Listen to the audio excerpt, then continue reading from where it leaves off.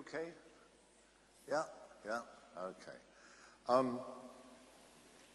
This is a workshop. Some of you have been to our workshops in previous years, and the whole idea behind a workshop is it's interactive. I'm not going to talk for 3 hours. I will be very bored listening to my own voice, and so would you. Furthermore, I haven't had my dinner. How many people here have had their dinner? Nobody. What time does dinner end? Anyone know? 9 o'clock. 9 o'clock. Yeah? So, in other words, we are supposed to continue until 10:30. Have you seen that in the program? So we get no dinner. This is crazy. Right, so we're not going to, we're going to have time for dinner. So, sorry, what time did you say it finished? The dinner? 9 o'clock, 10 o'clock? Is it in there? When all else fails, read the instructions, yes.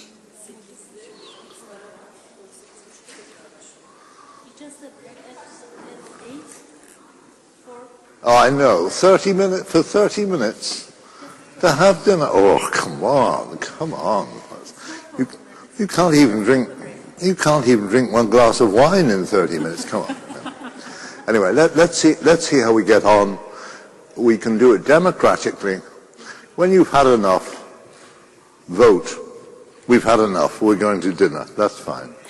Right, now, let's start with a few slides just to see where we are. Oh, there we are up there. Unfortunately, my colleague, Patricia Zunszain, is not with us. She is ill. I just heard yesterday, day before yesterday, she's ill, can't come, which is a great pity. She's very pretty and very intelligent, and you've got to put up with me instead. So, it's just me, and I'm not going to deal with all of that material there. Far too much for one person to deal with, even in the time we have available. What I am going to do is to deal with the brief introduction to the monoamine theory, and then go on to talk about therapy-resistant depression, why it differs, how it can be treated, and lastly, are there any new antidepressants? What's the future? How many of you are psychiatrists? Majority. Good. Treating patients, so that's good. The rest of you treat rats, I presume. Yeah, well, I must confess, most of my life spent treating rats. Okay, so let's get going and talk about the monoamine theory. The basic scientists here, perhaps one of them would like to tell me, what is the monoamine theory? Don't be shy. I'm going to ask you. Oh, sorry, you'll have to use this thing here so that, yeah. So, the monoamine theory tells us that there is a monoamine deficiency in depression. What is a monoamine?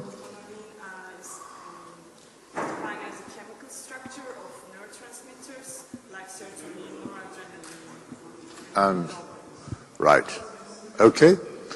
So, 3 monoamines, noradrenaline, dopamine, and serotonin. That's the basis of the monoamine theory. If you go back, when I started in this area, which was during my PhD, which was about 1958, 59, And at that time, we could, for the first time, actually measure by means of spectrophotophotogrammetry. We could measure those three amines in brain material, in pieces of brain and so forth. And at that time, would you believe it, all areas of psychiatry could be explained in terms of changes and deficits in those three monoamines. Okay. Here they are. It's complicated, and I'll go through it with you. Serotonin, dopamine, noradrenaline. And look at what they are supposed to be responsible for in terms of human behavior. They all overlap in this Venn diagram. Attention, motivation, pleasure, loss of interest, to some extent mood, emotion, appetite, and sexual behavior. Overlapping with serotonin, obsessions, compulsions, appetite, sexual behavior, anxiety, irritability, mood, emotion. And then we come to noradrenaline, energy, alertness, loss of interest, mood, emotion, anxiety, irritability. It was perfect. It was a wonderful world. We understood the biochemistry of all major psychiatric disorders. And we were completely and utterly wrong. If you just, in the brain, there are 54 different types of neurotransmitter and neuromodulator, chemical compounds that modify the way the neurotransmitters are expressed. 54. And that's the last count. There may be more. So can you believe that the whole human brain, in psychiatric disorders and in normal health, is just dependent upon the functioning of three neurotransmitters? It's ridiculous. But that just shows you how powerful a hypothesis and a theory can be in driving research and driving the interpretation of what drugs are doing. Let me just give you one more addition to this. You'll notice, whoops, up here we have glutamate, and down there, not very clear, GABA. What does GABA mean? You've all heard about it. What is it? What does it stand for? What's the chemical name, the proper name for GABA?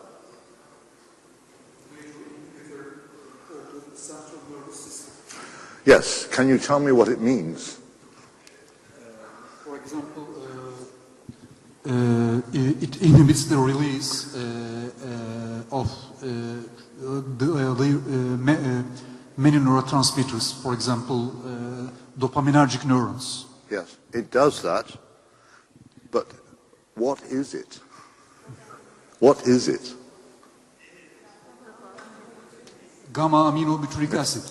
It's gamma aminobutyric acid. And it differs. You see, these are what we call monoamines because of their chemical structure.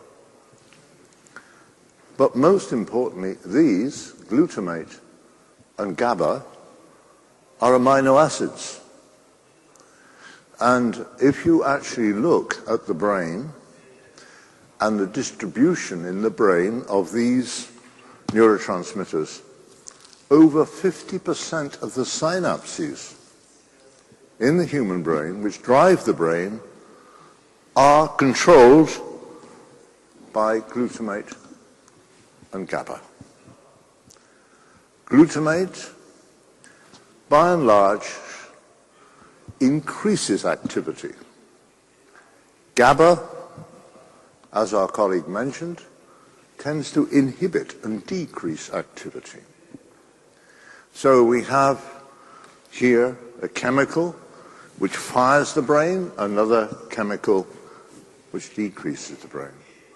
And it interacts and changes all of these monoamines.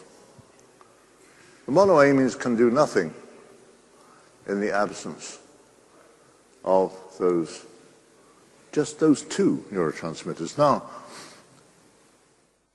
if one looks at the amines,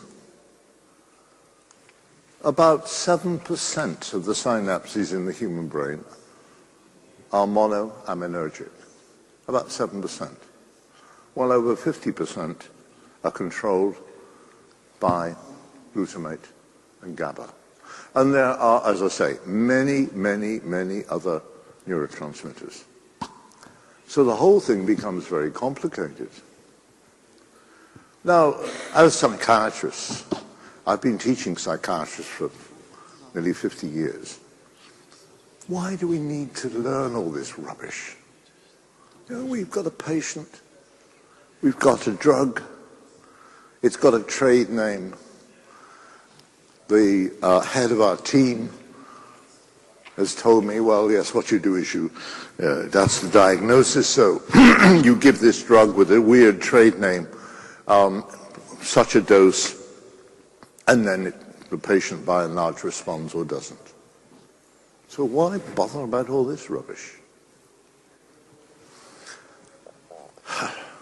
Is there an answer? Do we need to know anything about brain chemistry in order to be a good psychiatrist? Now, come on, you're young psychiatrists.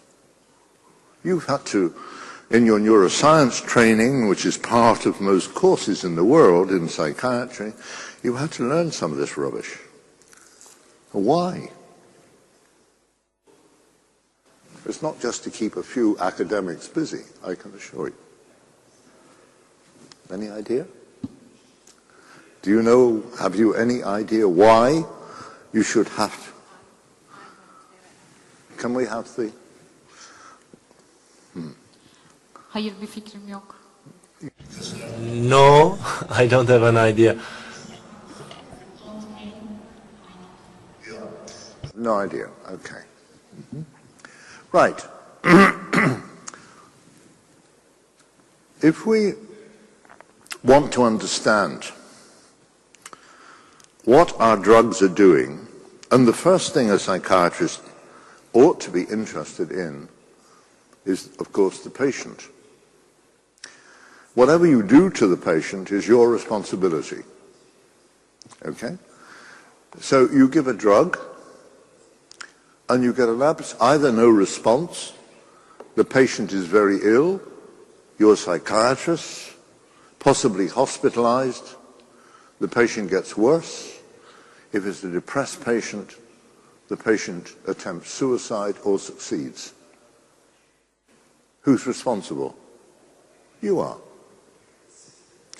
Now, why are you responsible? Well, one, because you think, okay, this antidepressant, an SSRI antidepressant. Have you all heard of SSRIs? You have? What does it mean? Do you know what SSRI stands for? You can tell me in Turkish. I'll get ahead if you wish. Or can you tell me in English? Selective serotonin reuptake inhibitor. Yes, good. Selective serotonin reuptake inhibitor. Throughout the world, first-line treatment for depression and for more severe anxiety disorders. But if, and I'm sure you've had this experience, you give an SSRI antidepressant to a very depressed patient, two things can happen. One, within 2 or 3 weeks, the patient starts to improve. The mood state improves, the patient feels a little bit less removed from reality, from the family and so forth. The sleep is better and so forth. Yeah? To some extent, at least a recovery.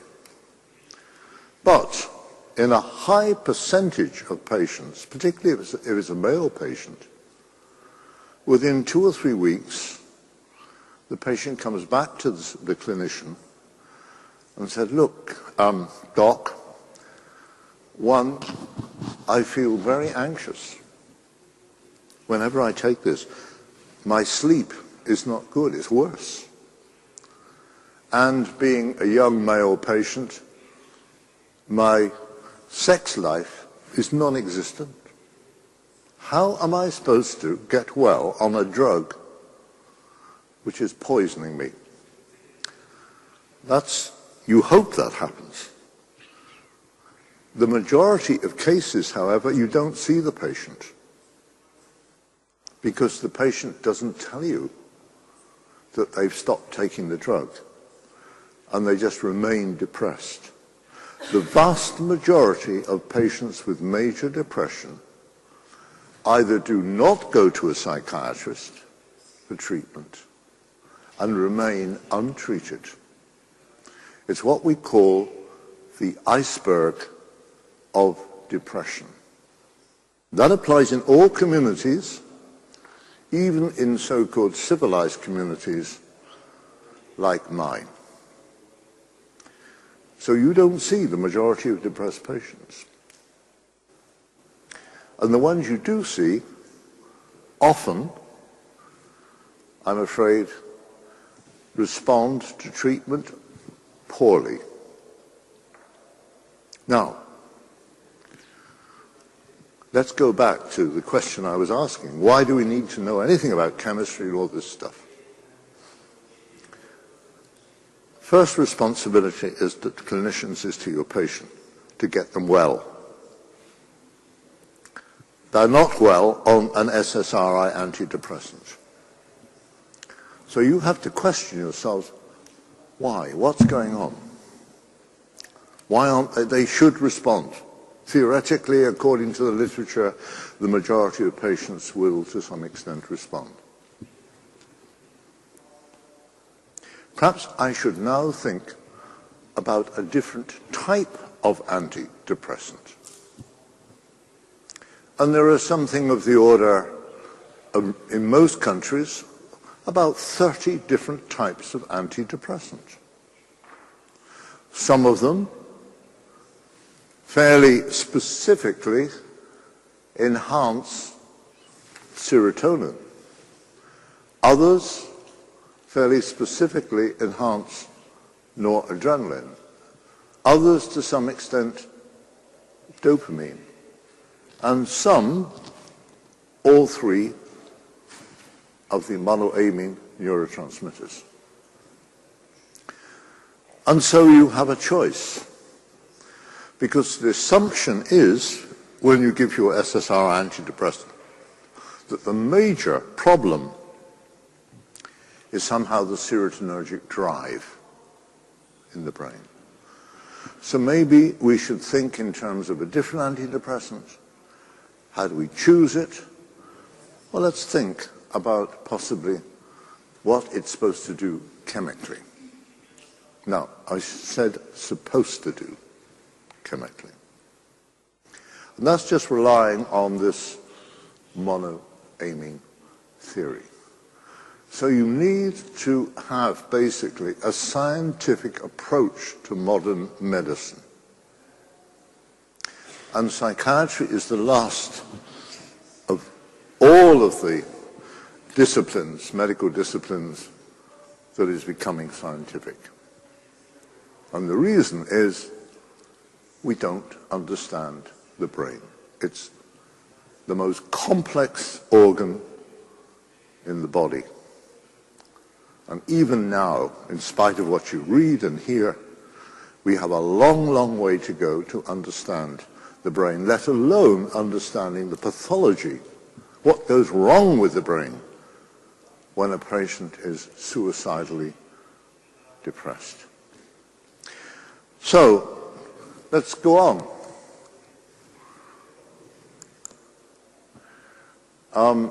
That just gives you some of the alternatives, some of the alternative antidepressants that are available in virtually all countries, with all sorts of funny names. MAOI. Do you know what that means? MAOI. Monoamine oxidase inhibitor. Yes, monoamine oxidase inhibitor. You'll notice down here, it was one of the first. And in pharmacology, neuropharmacology, if one looks at all of the most important drugs were discovered purely by accident, not by any knowledge of the brain whatsoever. The monoamine oxidase inhibitors came from a family of drugs used for treating tuberculosis. And it was found, it was noticed, this is where astute clinical observation is so important. It was noticed that many of these patients who were seriously ill with tuberculosis would eventually respond to a drug called iproniazid, which we don't have now, but which was a forerunner of this. And yes, they did respond, but before there were big changes in the chest and the infection decreasing, their mood state improved. They felt better. So there was a split between what that drug was doing to the brain and what it was doing to the bacterial infection. And the same thing, the real breakthrough came a few years later with the TCAs, tricyclic antidepressants. Tricyclic antidepressants. We still use them. Not much, but we still use them. And there we are, clomipramine, imipramine, amitriptyline, and there are many, many others. That again was discovered purely by accident in Switzerland. The first major drug to treat schizophrenia, chlorpromazine. Yeah? Everyone heard? Chlorpromazine. And this revolutionized psychiatry. I remember approximately when it started. Before the discovery of chlorpromazine, the psychiatric hospitals throughout the world were full of patients. Nothing you could do with them. You could put them in straitjackets when they were in a very, very active state, so they didn't hurt themselves. Otherwise, you had to sedate them, and they could remain like that for a year, years and years in hospital.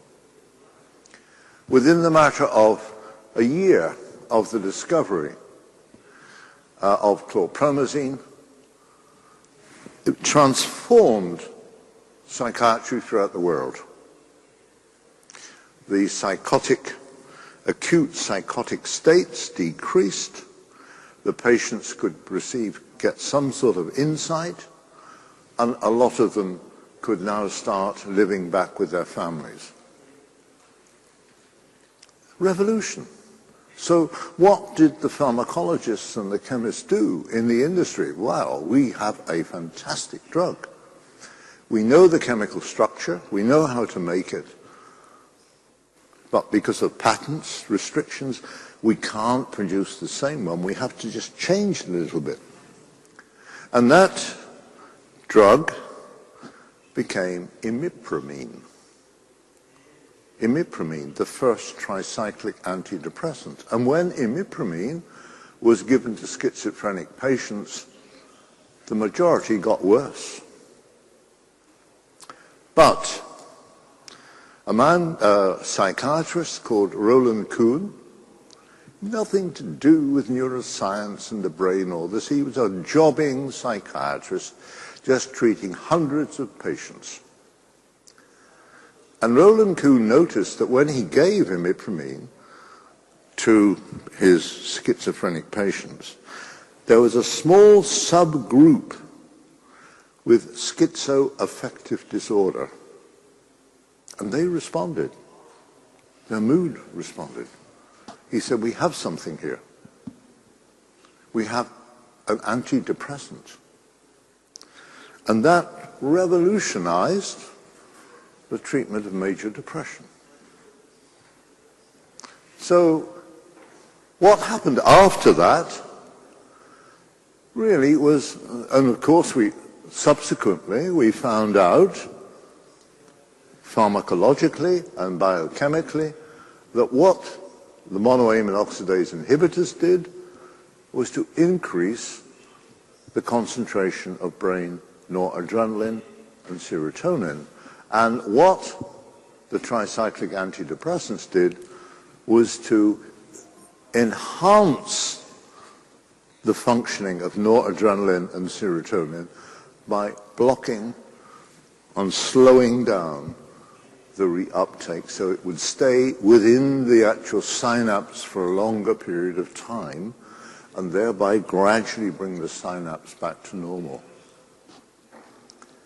Those two basic mechanisms provided our whole drive in the pharmaceutical industry for creating all of these other antidepressants, SSRIs, the metazapine myoanserin group, the SNRIs, which affect both noradrenaline and serotonin, the NRIs, which affect just noradrenaline, the bupropion type, which affect primarily dopamine, and the latest, newest one, agomelatine, which affects dopamine and melatonin.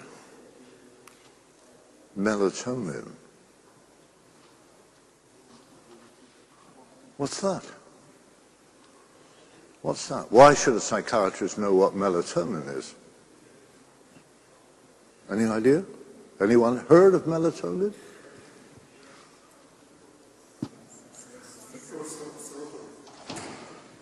It's a hormone that is the precursor of serotonin. Right. Right. Yes. Yes. It's much more important even than that. Much more. Because it's in the same pathway and comes from serotonin and so forth. You look at the structure. But that's not important. Your idea is right. It drives the circadian rhythms of the body. The circadian rhythm. Do you know what that is? Yes. What is it? As rhythm of being awake and sleepiness and energy. Yeah. Basically the wake-sleep cycle. Yes? Okay, yeah. I hope you're not looking up all this stuff, the questions, and then don't give me the good answers. Google. No. Right. Okay, yeah. So melatonin, you see, is one of the characteristic features of very severely depressed patients is, of course, their sleep pattern goes, and their mood state varies. Now, psychiatrists here, have you seen this? Change in the sleep pattern, change in the mood state during the day, and so forth. Yeah? And so in the mornings, their mood is often very low. If you look at when a depressed patient attempts suicide, it's very often 3 o'clock, 4 o'clock, 5 o'clock a.m. in the morning, when the mood state is particularly low. By the evening, often, it lifts a bit. And it means that the circadian rhythm is completely abnormal in comparison to us. So by the evening, normally, you know, we're getting a bit tired and so on and so forth, and we want our dinner, right? Okay. So here we have a drug then for the first time which is triggering the circadian rhythm. And when this was launched by a French company, everybody was very excited. This is something new. So maybe we've been missing in our drugs, our drug development, we've been missing drugs which target the circadian rhythm. And so we produce drugs that just target circadian rhythm. And yes, they were produced. And they were given to depressed patients. And they didn't work. So there was something else besides the changes in the circadian rhythm. There must be also changes within the brain chemistry, the neurotransmitters, the conventional neurotransmitters. So you can see how this is worked out clinically.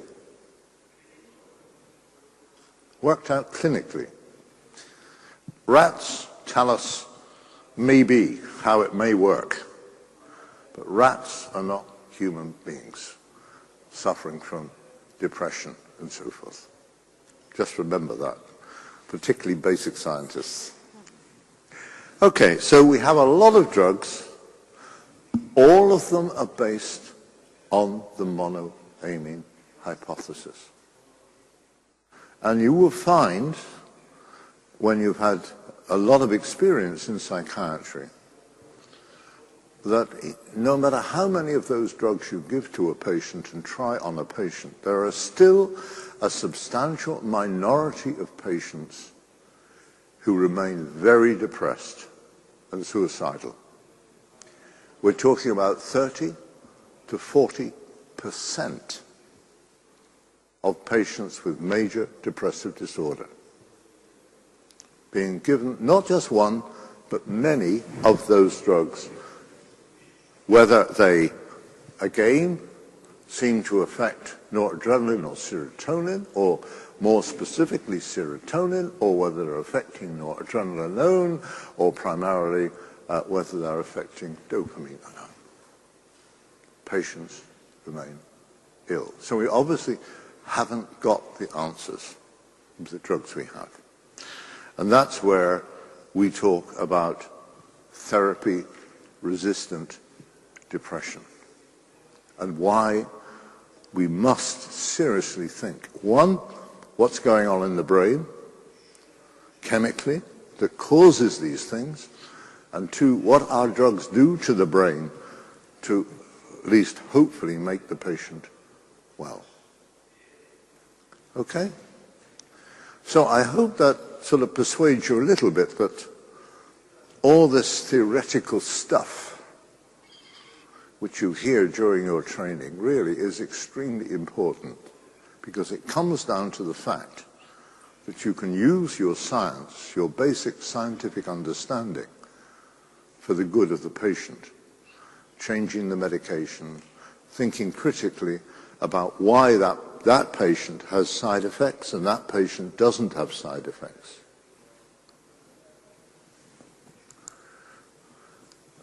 So all antidepressants modulate monoamine neurotransmitters. That's true, they do. But they also change any of the other 52 different neurotransmitters and neuromodulators in the brain. And we know that. A few years ago, in my group, we gave rats fluoxetine. Right? Everyone, I'm not using trade names, by the way. But everybody knows what fluoxetine is. The ghastly name of Prozac, right? But it was the most widely used of all.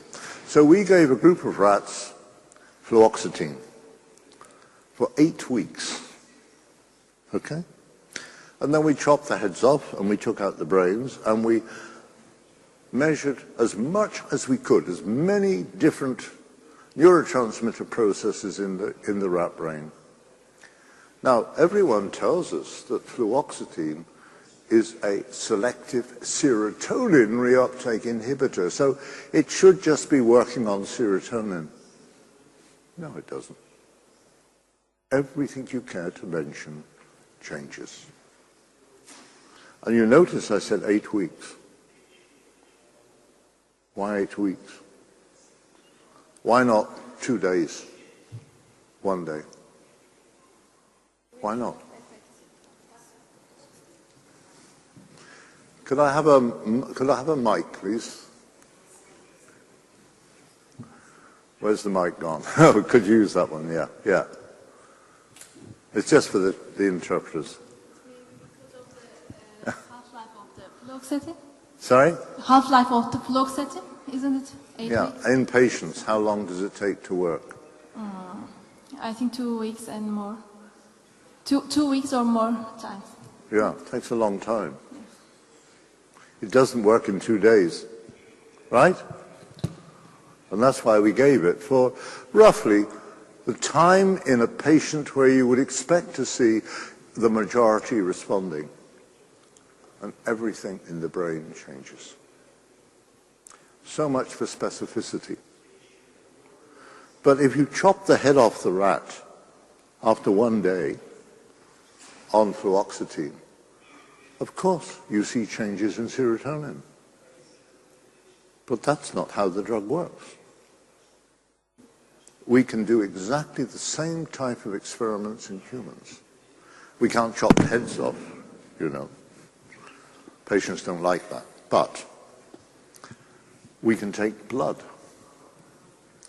We can take blood platelets.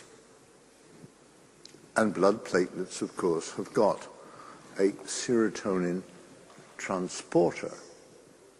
The same sort of transporter we have in the brain.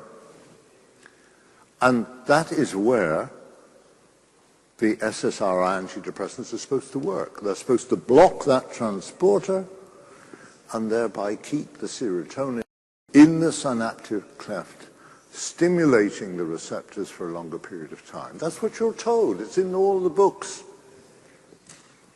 It's wrong. Because if that was the way it worked, then why doesn't your depressed patient get well after 1 or 2 days of treatment with fluoxetine and the other SSRIs or any of those drugs I showed you? They don't. Can we just hang on? Because of the regulations of receptors. Yes, that's right. So we have a bit of a way to go, and I want to sort of look at that now in a bit. There we are. That's the, which I showed you already. And here you can see if we take those antidepressants I've just mentioned, we can get that wonderful picture of what they're doing. Right? But it's much, much, much more complex than that, for the very reason I've told you. Those changes occur very rapidly in a human being or in a rat. The conventional antidepressants take a minimum of 2 weeks, often 6 or 8 weeks before a patient with depression starts getting well. And even then, a substantial minority don't get well. There we have our serotonin transporter. Pretty pictures, beautiful. And here it is here. This is the channel through which serotonin is released. And then after it's had its physiological effect, it's taken back up into the nerve terminal again. It's a recycling process. And that's what we call an active transport that needs energy and so forth to suck the neurotransmitter up against the concentration gradient because there's more serotonin within the neuron than outside. Okay, so what does your SSRI do? Well, it sort of occupies a particular part of the protein complex which restricts that channel and thereby keeps the neurotransmitter in the synaptic cleft, stimulating the receptors. That's the theory. Do you know the truth? That, take a depressed patient or a patient who's very ill and committed suicide, and take some brain material, and then look, which we can do, look at the serotonin transporters in an untreated depressed patient. The serotonin transporter is shut down. It's hardly working. So why give an SSRI antidepressant which blocks a transport mechanism which part of the pathology of the brain is not working? Do you see what I mean? Does everyone understand that? When you look, you take a depressed patient, you take the blood platelets. We've done these studies. 23 other groups have done these studies too, so we think they're true. You take the platelets from the blood and you measure the uptake of serotonin going into the platelet of a depressed patient. And what you find is that transporter is hardly working. Okay? So it's as though the brain is shutting down anyway. And yet we're told that our antidepressants block that. So what's the point? And then, whatever drug we give, whatever antidepressant we give, we follow our patients through for a period up to 8 weeks. And we take blood every week. And we look at the serotonin transporter. When the patient gets well, that transporter works again, normally. And it doesn't matter whether you give a drug which is supposed to be specific for noradrenaline, a drug specific for dopamine, or a drug specific for serotonin. It's only when that transport mechanism works normally, in the presence of the antidepressant, does the patient get well. And if it doesn't work normally, the patient doesn't get well.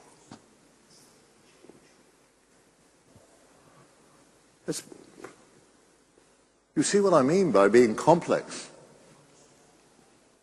But you don't find that in the literature. When you go and look around these stalls, they have these pretty little handouts, pretty little pictures of what their wonderful antidepressants doing. They're wrong. But they know they're wrong. But we have to treat psychiatrists as though they are stupid and don't understand science, so that they will come along and there's this new fancy drug with a fancy trade name, etc. It is the latest thing available. This will change your patient. A pharmacologist looks at this. They look at the drug. They look at the chemical structure and say, bullshit. Rubbish. Okay? I'm afraid many drug companies don't like my lectures. But can you follow me now why it's important? And I've been teaching psychiatrists for many, many years, and I say, look, this is really why. You do not take this propaganda coming from drug companies Your first responsibility is to get your patient well. And that drug is expensive, more expensive, and furthermore, may not get them well. But if you understand a little bit of basic pharmacology and basic chemistry and a little bit about the brain, that will enable you, hopefully, to choose better. Okay? Right, let's get moving. Now, what's the cause of depression? We don't know. Let's be honest, we don't know. Along here, this is where it all started, really, with the monoamine oxidase inhibitors and the tricyclic antidepressants. That's basically when I came into the trade, okay? Way back here in the 1950s. And we're well up into the 2000s now. And what you'll notice here is the hypotheses and how they changed. Starting with the very simple monoamine hypothesis, there wasn't enough noradrenaline, dopamine, serotonin in the brain. And that because there wasn't enough of it, you got depressed. Or you became psychotic. You suffer from schizophrenia and so forth, yeah? But then the biochemists, and then particularly the biochemists, got very busy. And they developed techniques to be able to look very carefully at what was happening when you give these drugs to white rats.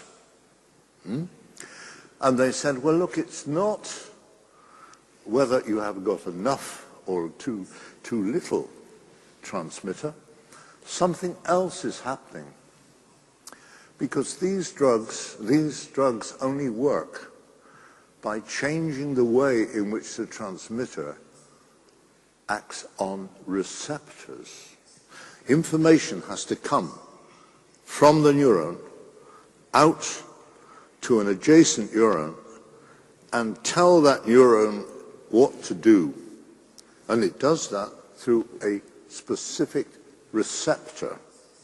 A specific receptor for that one transmitter, noradrenaline, dopamine, serotonin, glutamate, GABA, etc., etc., etc. So it's the receptor which is not responding in depression. And so it's not just a case of changing the amount of chemical transmitter, it's the case also of getting those receptors functioning properly. And we now know from genetics of the human, we now know indeed that there are genetic changes which alter the sensitivity of these neurotransmitter receptors. So it takes us back into the underlying genetics of the patient with depression. And then a bit later, the biochemists were very busy, or molecular biologists as they then became, and well, it's not just the receptor. The receptor has to send information into the actual neuron itself and tells the neuron how to behave, to switch on or switch off its activity. And so behind the receptor we have a whole number of other biochemical processes which take the message through to the nucleus and the gene structure, which then causes the changes in the actual synapse, producing more, what we call a synaptic plasticity, enabling the synapse to work better by connecting in a better way to an adjacent neuron and so forth. So your network, and this is what the word we use now, we have a network problem in depression. And we can see this now with this very, very high-powered imaging technique. we can actually see in the brain of a depressed patient, we can see the way in which these pathways change in depression and change in response to treatment. So you can see how complex these processes are. We're actually having physical changes in the whole pathway structures when we get a patient well. Right, then we go on, neuroplasticity. That's the big sexy word now, neuroplasticity. The brain is very plastic. And what is, in my opinion, the most fascinating thing in modern psychiatry is not genetics. That's not helped us at all. Millions and millions of dollars were spent on the Human Genome Program. Nothing of any value has come out to tell us anything about patients with psychiatric disorders. Nothing. After millions of dollars. It's not the genes. Well, yes, it is, but not directly. It's what we call epigenetics. Epigenetics. Who's heard of epigenetics? I saw you. You were writing down. You know what epigenetics? You've heard the word. Do you know? Could I have a mic, please?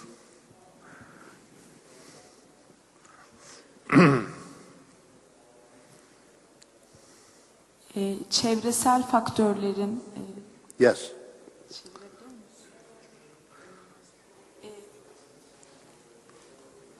in Turkish Yeah. describe. Okay. No, that's all right. I've picked it up. I know what you mean. Yes. So I'll just make sure. What did you say? She's about to say environmental effects on genes. Yeah. Yes, that's right. Exactly right. The effect of the environment on gene expression. Now, why is this really important for psychiatrists? Okay. It's really important for psychiatrists because when you think of the trauma on children, on young children, on babies, now, as a result of the turmoil in the Middle East caused by Bush et al., the changes which have taken place in Syria, in Iraq, Afghanistan, and so forth, the millions and millions of families with young children getting out. You know about it more than we do in Turkey. What do you think is the repercussion of that trauma on the very plastic developing brain of a child? Now, we know what is happening because there have been studies done on children who've been traumatized, either psychologically or physically traumatized. And they've looked at this serotonin transporter. And the serotonin transporter is completely changed into a depressive phenotype, which in fact expresses itself when they become teenagers in depression, anxiety, and so forth. Now, that's just one of probably many other biochemical processes linked to epigenetics. That's why you have to know about your chemistry. Because what is the outcome going to be when you're full-blown psychiatrists? How many extra patients do you think you're going to get as a result of the trauma in the Middle East? Be prepared. Be prepared. You're in for a very interesting future.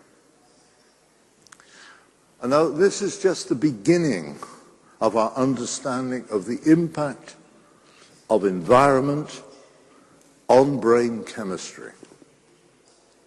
We're changing, and this is where the plasticity of the brain is important. We are changing the brain of children by traumatizing them. And politicians are doing damn all to really try and improve this. But you guys, wait and see. 10 years' time, when the teenagers, young adults, be prepared. Okay, so that tells you something about plasticity. The human brain is very plastic. Up to what sort of age? Let's also talk about the female brain first. When do you think the female brain, shall we say, matures? I'm not talking now about behavior. I'm now talking about neurology. Anyone, any idea when the female brain matures? From a neurological perspective. First years old. 25 years. 25. I would say you're about 5 years out. About 20. About 20. And what about the male brain? When do you think the male brain is mature? Yes? She's spot on, yes. She's spot on. About 22, 23. And those who've been teaching, like myself, in the universities for all this time, I can assure you it's absolutely spot on teaching medical students. You get the emotional crisis in young male medical students, the age of 18, 19, 20. Love affair has fallen down, and they've gone to pieces. With women, it's different. They go to pieces, but by God, within a week or two, they're up and away, which is a reflection of the maturity. Okay? I'm joking. Okay, so that really is, I think, when we're talking about chemistry and all this stuff, it has to be in context. It has to be in the context of a very flexible brain, which is constantly changing. And even in the very old adult, like me, it's still changing. A patient dying from Alzheimer's disease, you still have synapses changing. When the brain is rotted, basically, in Alzheimer's disease, you've still got these changes taking place, but not sufficient to repair the brain. Okay? So this is what we need to remember. Anyway, we better get going and so forth. And there you are. That's really summarizing all the things I've been mentioning. Predisposing factors, genetic and epigenetic, chronic stress, vulnerability, common to all areas of major psychiatric disorders. Neurotransmitter defects, yes, many of them. Trophic factor defects, these are proteins which stimulate the growth of the synapses and connections and so on and so forth. And they're very important, of course, in repairing the brain. Signal transduction, which I've already mentioned. Cushing syndrome. Cushing syndrome. What's Cushing syndrome? Comes in the area of medicine more than psychiatry, but it's important in psychiatry. Anyone know what Cushing syndrome is? Yes.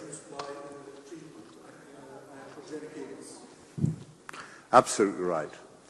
When the adrenal gland's producing too much cortisol, so you've got hypercortisolemia, and this is damaging the brain and is associated with depressed states, anxiety states, and psychotic states.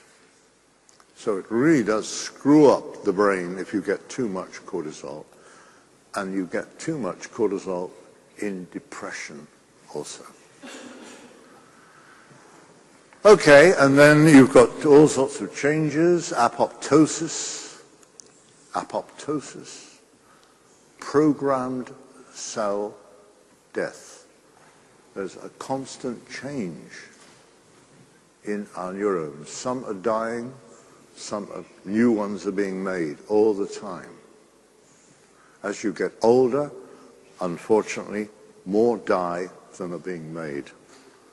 So my brain is probably got half the neurons of your brain.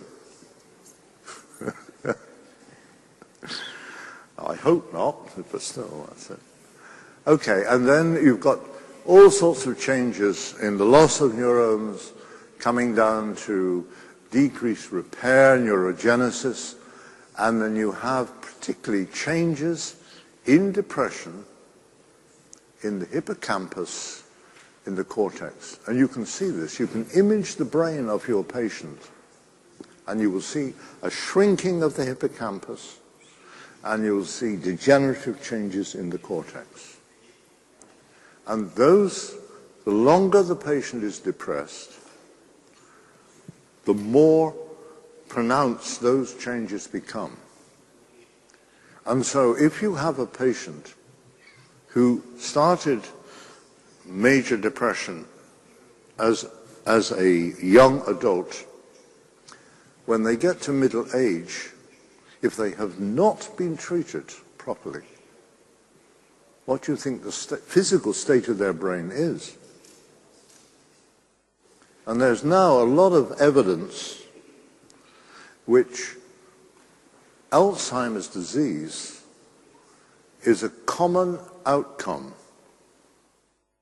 of depressed patients who've been untreated or poorly treated for most of their life because of these degenerative changes. Whose responsibility is that? Yours, clinicians. You're supposed to do something about that. You're supposed to find them, find the patients, treat them, and so forth. Majority don't even go near a doctor because of stigma, which is another factor. Okay, and then you've got, as a consequence of all those changes, you've got your emotional circuits affected, your failure to cope with a novel situation. Patients can't they can't go to work, they can't relate to their family, and so forth. They just want to be quiet, stay in bed, etc., and remove themselves from society. And then we have the symptoms: anhedonia, lack of pleasure, sleep disturbance, anorexia, very often they don't want to eat, loss of libido, suicidal ideation. 80% of patients with major depression think at some stage of committing suicide. 80%. What percentage kill themselves of those 80%? Any ideas? Any ideas? Yeah, that's right. Yeah. Anything between 15 and 18% actually succeed in killing themselves. Often they've made 2 or 3 attempts. Who's responsible? And so, as you know, suicidal ideation is something you watch for as a clinician. And the whole idea is, well, they say that. If they say that, then, they won't do it. Completely untrue. Completely untrue. And the other important thing is there's a difference between male and female depressed patient. So, which of those genders gets depressed more frequently? Female. Which of those genders commits suicide more frequently? Exactly. And there's all sorts of explanations which the psychologists give us as to why that is the case, because of this sort of macho society, you know, men don't cry, only women cry and shout and things. They don't let out their emotions, they don't tell anybody they're ill, etc. Well, of course that may well be true, but there's also possibly other biological factors which we've not taken into account because we don't really understand. Okay, so that's it. Memory deficits, cognitive dysfunction, etc. It's a damn miserable disease, but you take any of your major psychiatric disorders, and they are miserable diseases for the patient, for the family, for society. Nobody should ever underestimate them. That gives you some idea of what's going on in the brain. That's also, would be the normal brain. That's just, what you can see here is all the axons and so forth and dendrites, sort of a view like a beautiful forest in the normal healthy brain, you know, or you young people, etc. And look at that up there. The bits fall off when you're depressed. And it gets worse the longer the depression. You're not getting the repair of the brain. Okay? And theoretically, good, effective antidepressant treatment is supposed to switch that to that. And probably in the majority of cases, they do.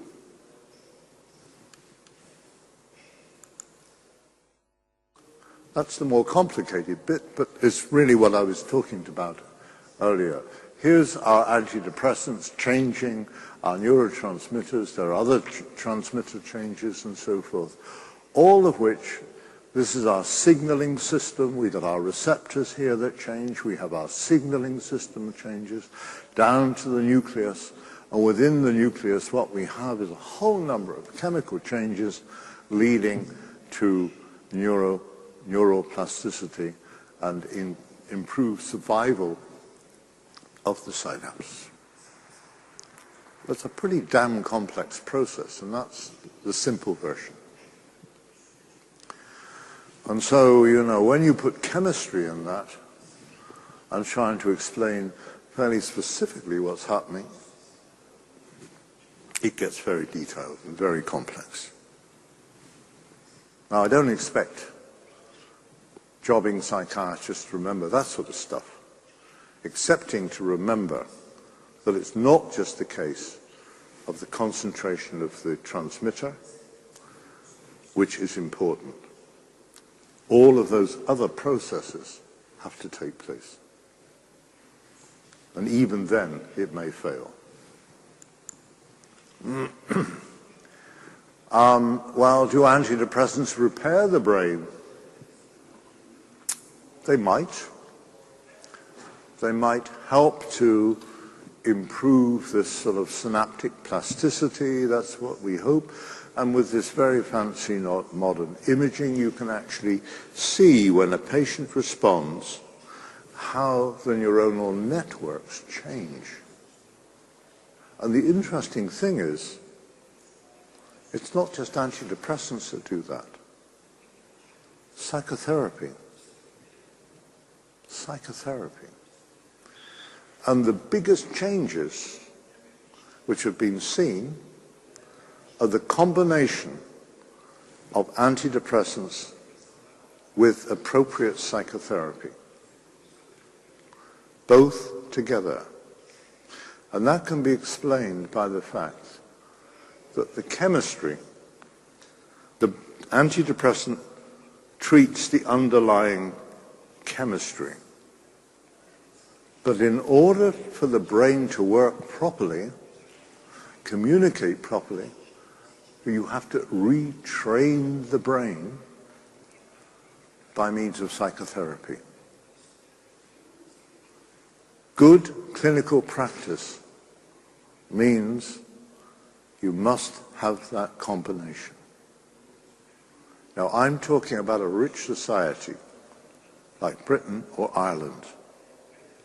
And there's an enormous deficit in psychologists, clinical psychologists, carrying out psychotherapy. It's mainly private practice. The patient has to be rich to afford a course of psychotherapy to go with their drug therapy. Is it therefore not understandable why you get a poor response? And we know from imaging now what happens to the brain if you don't combine those two processes. Now, I presume in Turkey you have good psychotherapy to go with your depressed patients. Would that be true or not? With a state hospital, do all your patients with major depression, sorry? It's also true for only rich people can afford psychotherapy. Yeah, exactly. And so again, it comes down to good clinical practice. You learn all about this, you know, in your training, etc. In practice, it doesn't happen. In most cases, it doesn't happen. The majority of patients who are depressed are not rich people. That's the top. They're ordinary people, often working class people in very deprived situations. Who cares? I don't want to get political. I become very political about this. Okay, so this, I hope, sort of gives you some idea of really where we're going. So there we are, the pathophysiological basis. We don't know, but yes, defective monoamines, I've been talking about those. Disturbed circadian rhythm, yes, I've been talking about that. A disturbance in the HPA axis, hypothalamic pituitary adrenal axis. And what comes out of it? What comes out of the activation of the cortisol? Cortisol.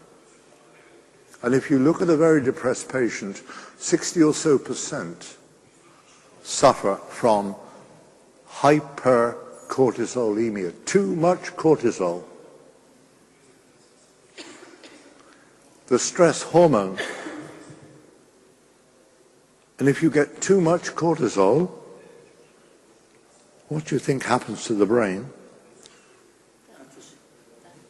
Atrophy. Yes, atrophy. The neurons start to die off. What happens to the heart? What happens to the heart in a depressed patient? Any idea? Build-up of fat. Again, way back when you were doing your basic medical training, the biochemists came along and bored you to tears with all this sort of stuff on steroids and the biochemistry of steroids. Why do I need to learn this sort of rubbish? Cortisol changes the mobilization and deposition of fat. Where does that fat go? Into the coronary circulation. Why do you think the majority of your very depressed patients don't live to 100? They die often in their 60s from heart attacks. And that is the side effect of hypercortisolemia. The other thing they get is diabetes. your insulin system, your glucose, is profoundly affected by cortisol. It means, therefore, that the frequency of heart disease, of cancer, of diabetes, type 2 diabetes, is enormously increased, not only in patients with depression, but also with schizophrenia. Same thing happens. That's why you need to know your biochemistry. Psychiatry is not just above the neck. That's what's wrong. It's not. It's whole body. And as psychiatrists, you have to think whole body. What happens up here affects this. What's down here affects that. The body works holistically. And that's why it's interesting. Okay, so chronic low-grade inflammation. I'm not getting into this. This is my research area. And basically what it comes down to is that if you look at a young depressed patient and you measure what we call the pro-inflammatory mediators, the so-called cytokines, in the blood, they're increased 2 to 3-fold. Now that doesn't show itself like an infection. It's what we call chronic low-grade inflammation. And it produces all sorts of changes, including the change in the HPA axis, producing more cortisol and so forth. And it kills off the neurons. So all these things happen, not just up here, but in the whole body, in your depressed patient. You need to know that. Patients with chronic arthritis, the frequency of depression is up 2, 3, 4-fold. So any form of inflammation can in fact spark depression. Depression is a consequence of chronic low-grade inflammation induced by stress, probably going right back to epigenetics. Okay? Now, psychiatrists don't know about immunology. Immunologists know damn all about the brain. Aren't we missing something? Trying to understand, therefore, what is happening to the pathology of the brain. Different forms of receptors, disrupted neuronal circuits, the basis of most major psychiatric disorders. Different circuits involved, different types of disruption involved.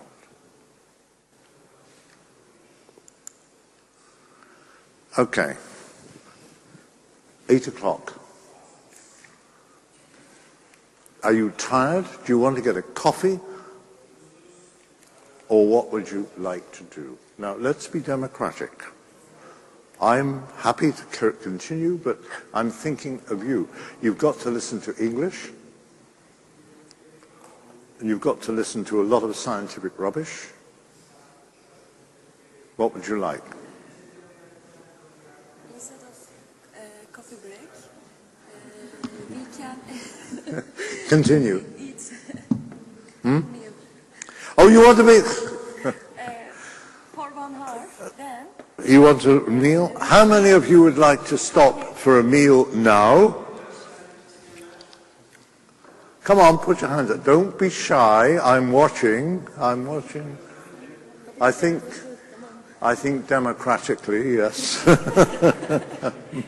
Okay, but quite seriously, I want to tell you about therapy-resistant depression, which is really very important for clinicians because there are new ideas based on what I've been telling you in terms of treatment. And remember, a substantial minority of your patients suffer from not responding well. So we do need to consider why and how we can treat it. And there are new treatments which I think are worth having. So please, it's now 8:05. What time shall we start? Shall we start at 8:45? Is that too late? Yeah? 8:45? Is that all right? Yeah, I want at least 2 glasses of wine, so for goodness sake, come on. Yeah? Okay. 8:45, back, get a meal, and enjoy. Okay? See you then.